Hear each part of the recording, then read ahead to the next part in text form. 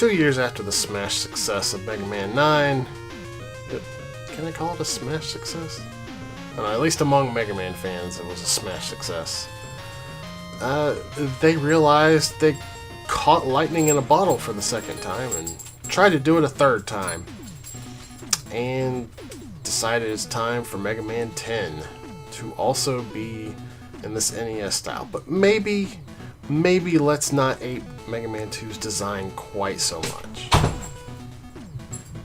There were some good things they did with this game, and some not so great things.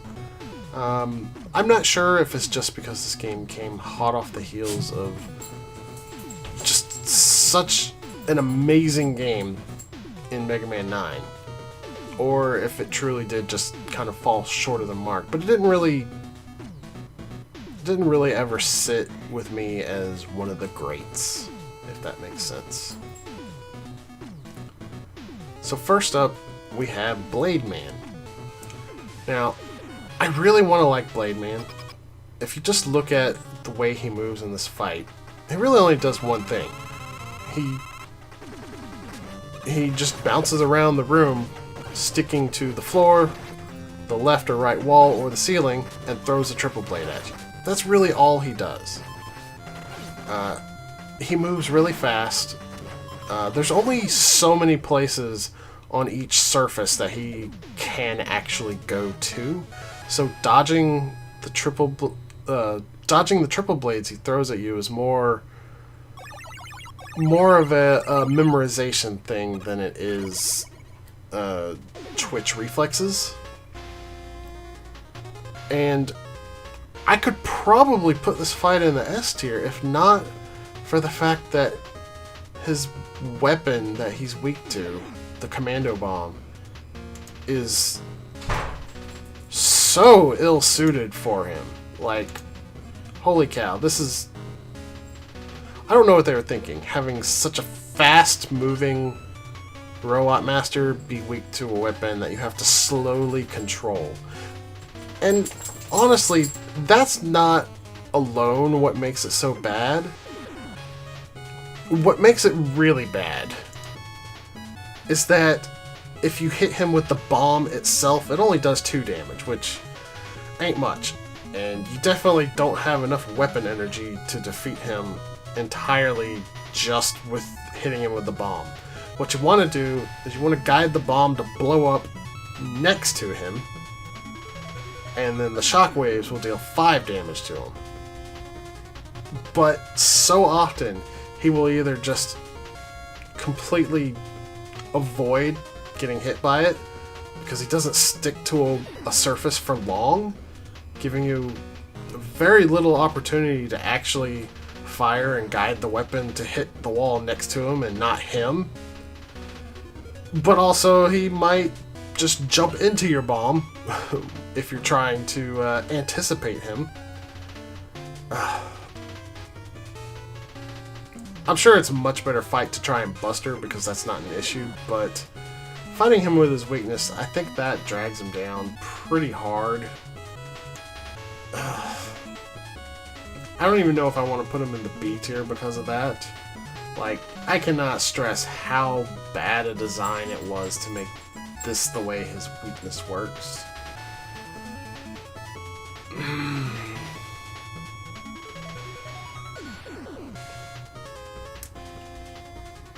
Yeah, we're gonna put him in the C tier.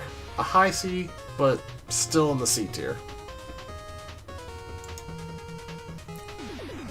Next up, we have Chill Man. And despite being like the 50th robot master they made that uses ice, they actually kind of made him unique.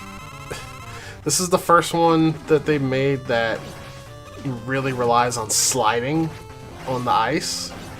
I mean, I know Iceman would actually skate on the ice, but that is not the same as sliding, and I will fight you on this. The way Chill Man works is he will get a running start and then try to slide into you on the ice. He really doesn't jump, and then after he's done his slide, he will either just try and do it again, or he will take a shot with his chill spike, which he'll either fire low and hit the ground with it, or he'll fire it high over your head and hit the wall with it. And there's no real tell for whether he's going high or low, but if you keep a healthy distance that's not too far away, he's basically never going to hit you with it directly before you can react. It's an interesting fight. Not an S tier for sure. But unlike Blade Man, he actually has a very appropriate weakness. The Solar Blaze deals 3 damage to him, and the way the Solar Blaze works is you shoot it out horizontally. It creates a little orb that then splits into 2 solar waves that shoot out left and right of it. So basically, if you shoot this at ground level, it's going to hit Chill Man, unless he has iframes at the time.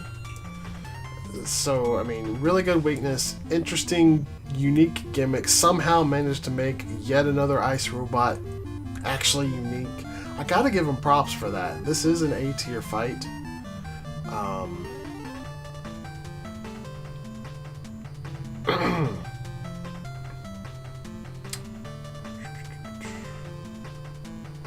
Where in the A tier do I want to put him?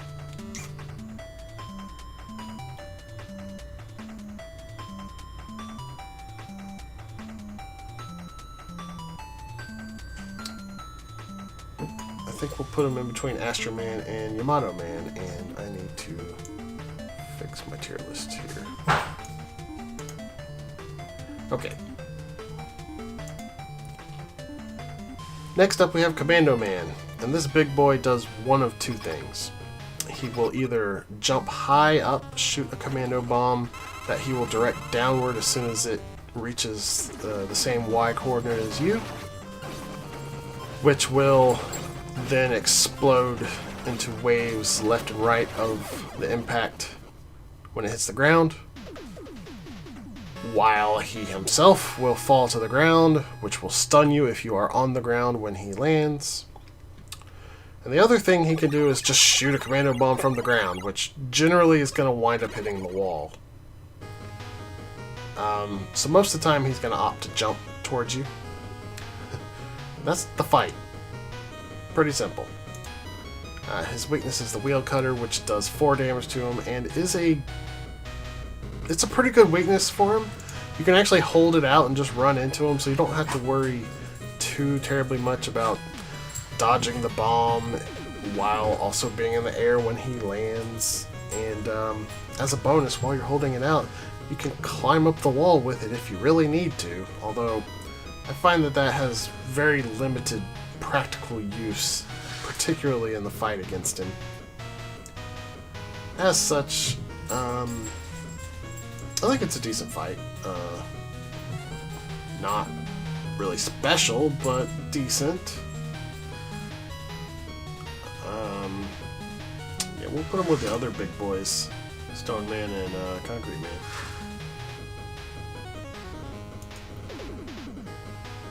Next up, we have a contender for worst stage in the series, Nitro Man. Now, the actual fight with Nitro Man is a lot better than his stage would lead you to believe it'll be. He really only does 2 things. He transforms into Motorcycle Man and tries to run you over, turning left and right when he reaches the edge of the screen a couple times, and sometimes in man form he will throw his wheel cutters at you. He'll throw 2 or 3 of them, and they'll bounce, and if they hit a wall, they'll go up the wall. Real simple. So, his weakness is the chill spike. And the way you're meant to damage him is to throw a spike on the ground and let him run over it, like a spike strip. Makes a lot of sense. It deals 5 damage if he runs over it this way. However, the chill spike does destroy the wheel cutters, and also if you hit him directly with the chill spike rather than the ground, it will actually freeze him. Though it only deals 1 damage, it will cancel his current method of attack if you freeze him. So it'll give you a breather, and maybe if he's just sitting there shooting out wheel cutters, it'll make him immediately go back into motorcycle mode so you can damage him the right way. It's an interesting fight. I like the gimmick for a wheeled Robot Master here a lot better than their last attempt, Turbo Man. Yeah, he's definitely an A tier fight. Up there with Yamato Man for sure.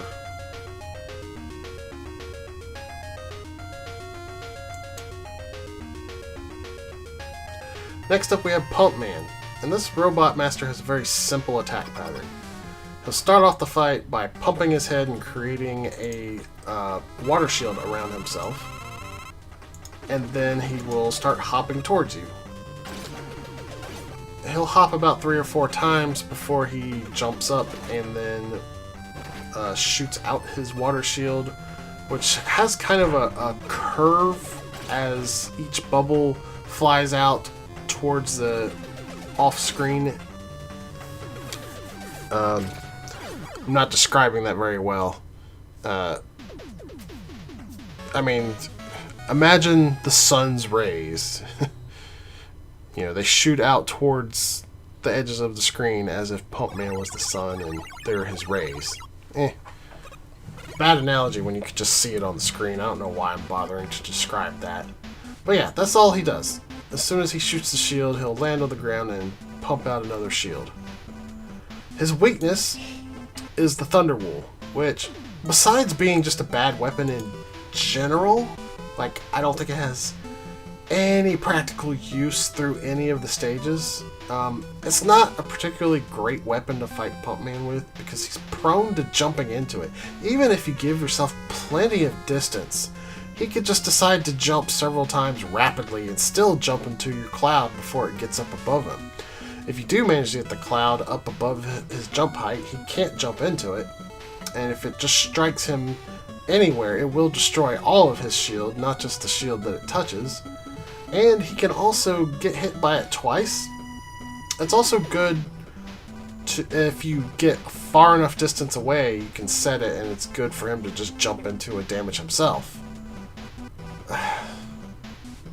I don't think the pros of this weapon outweigh the cons for him, and the pattern itself is not anything special. We've seen Robot Masters that act like this several times throughout the series, so I think his weapon is actually going to land him in the C tier, which is pushing the rest of the Robot Masters off the screen. That's not good. Well, I guess we're just gonna have to live with not seeing what's coming up there.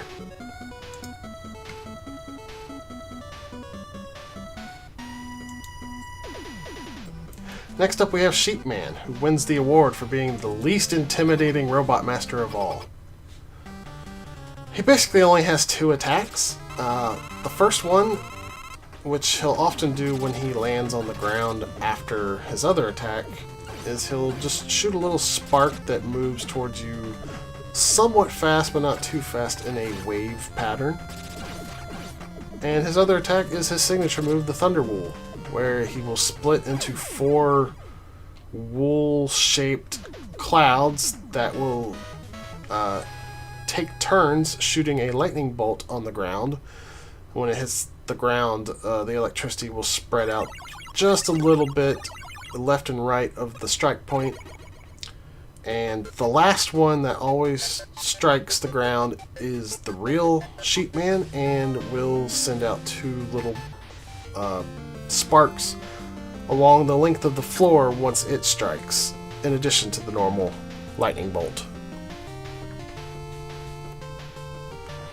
He's a good choice to go after first, as this game does lack a Robot Master that takes additional damage from the Mega Buster. He's just a good choice to go after first because his pattern is simple and easy to dodge. His weakness is the Rebound Striker, which is a very funky weapon. If you just hit him with it straight up, it'll deal 3 damage. But it powers up by 1 every single time it bounces off a wall before hitting him, up to a maximum of 5, so it can deal up to 8 damage to him per hit. which is why you see me aiming it at the floor, just to get extra damage off of it. It is a very, very good weapon for him to be weak to because of the likelihood that it'll strike him when he is using Thunder Wool. It does also destroy the fakes, which allows you to speed up that part of the fight much quicker. And it also, while he is up in the air like that, it gives you plenty of opportunity to bounce it off the walls to power it up. Like, I cannot imagine the planning that must have gone into making a Robot Master that really exemplifies how the Rebound Striker works, because it's such an oddball weapon, but they managed to pull it off, and I gotta give them credit where it's due. Sheepman is a good fight.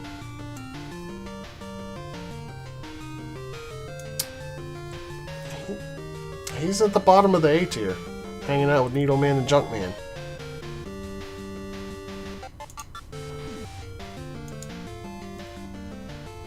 Next up we have Solar Man, and any points for originality I've been giving Capcom for these designs up to this point goes down the drain here. This is basically Magma Man 2.0. His gimmicks are the exact same. He has an uneven arena. He jumps around a lot.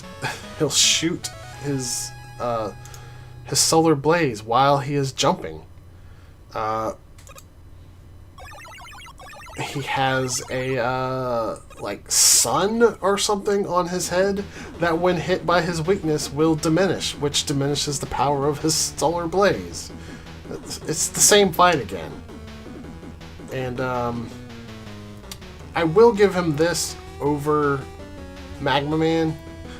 His weakness, the water shield, is probably overcompensating for the fact that the tornado blow couldn't defeat Magma Man from a full bar, because my goodness, you can get so many hits off with just one use of the shield.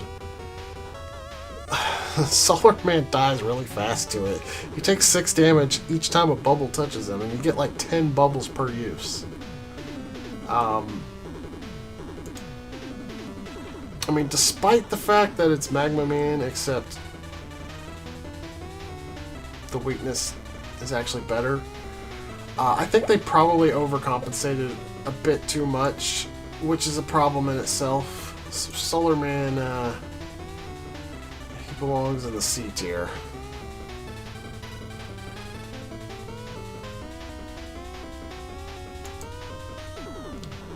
And rounding out the cast for Mega Man 10 is Strike Man, a baseball-shaped robot. When he uses his Rebound Striker, he'll jump up in the air and throw it at the ground, and it will bounce around the room like you would expect it to. It does get destroyed by his weakness, the Triple Blade, which does deal 4 damage to Strike Man himself. It does travel through the Rebound Striker to go on to hit him. If you fire a Triple Blade, unless you jump to make it fire downward, chances are you're going to hit Strike Man. His other attack, he will start spinning as a ball. He will bounce up high, and then when he hits the ground, he will either make a small bounce about halfway as high as the first bounce, hit the ground again and make another high bounce, or when he hits the ground after the first bounce, he'll make a long bounce to try and make contact damage with you. While he is spinning like this, he is completely invulnerable, but it's an attack that goes off quick enough that it's not too much of an issue. As I said, the Triple Blade is his weakness. It's a good weakness for him because it shreds the balls and basically can't miss him. It does make the fight a bit on the easy side though, so I can't rate him too much higher than B tier. B for baseball, I guess. He's pretty good though. I mean, yeah, he can hang with Clown Man. Maybe dunk him in the dunking booth. I can see that happening. But that's going to do it for Mega Man's 8-bit escapades, except for one prior game that I'm holding off on until I finish the main series. Next time we will cover his latest adventure.